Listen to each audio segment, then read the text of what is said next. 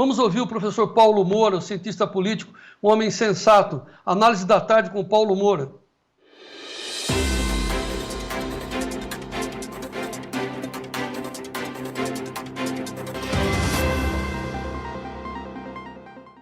Boa tarde, João. Boa tarde aos amigos do Tempo e Dinheiro.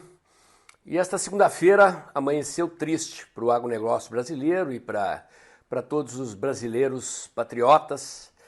As notícias sobre o Enem ocorrido no último fim de semana trouxeram à vida manchetes da imprensa que nós não víamos há praticamente mais de 5 anos. É o primeiro Enem realizado sob o governo petista. E nesta prova, questões enaltecendo Paulo Freire e pelo menos 3 questões atacando o agronegócio brasileiro por diversos flancos. Uma tristeza, já que o agronegócio brasileiro é a locomotiva da economia brasileira, responsável pela produção de alimentos para grande parte do povo brasileiro e inclusive para a população mundial.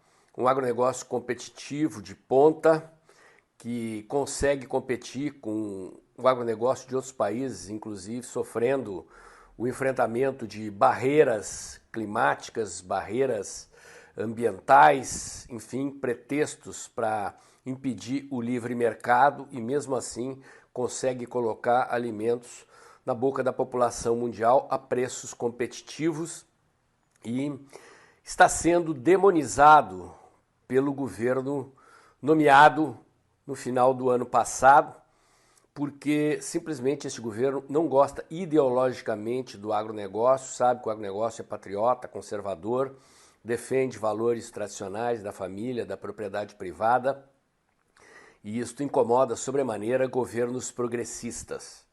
O uso das provas do Enem como forma de seleção para ingresso na universidade, introduzindo questões ideológicas, deveria ser objeto de preocupação dos deputados conservadores da bancada da Frente Parlamentar da Agricultura no Congresso Nacional.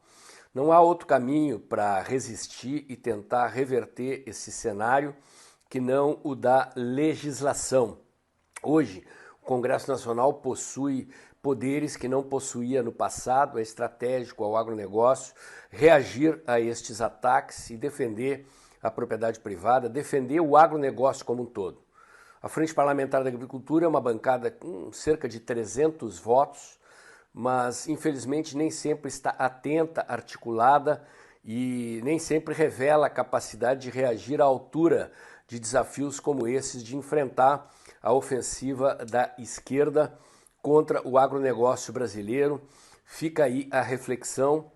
É preciso que os sindicatos rurais, que as entidades representativas, que as lideranças do agronegócio brasileiro vão para cima das suas representações políticas no Congresso Nacional e exijam uma reação.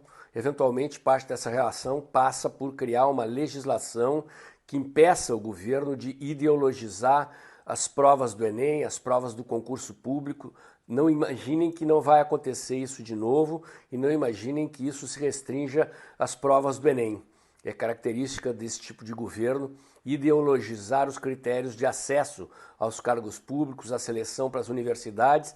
Isso tem implicações perigosíssimas para o futuro, porque estamos falando de um sistema educacional que forma aqueles que serão as lideranças do futuro e as consequências de médio e longo prazo, se deixarmos tudo isso continuar acontecendo, serão muito preocupantes para a competitividade do agronegócio brasileiro, da economia brasileira em geral, que tem o agronegócio mais competitivo do mundo, apesar de todos esses obstáculos.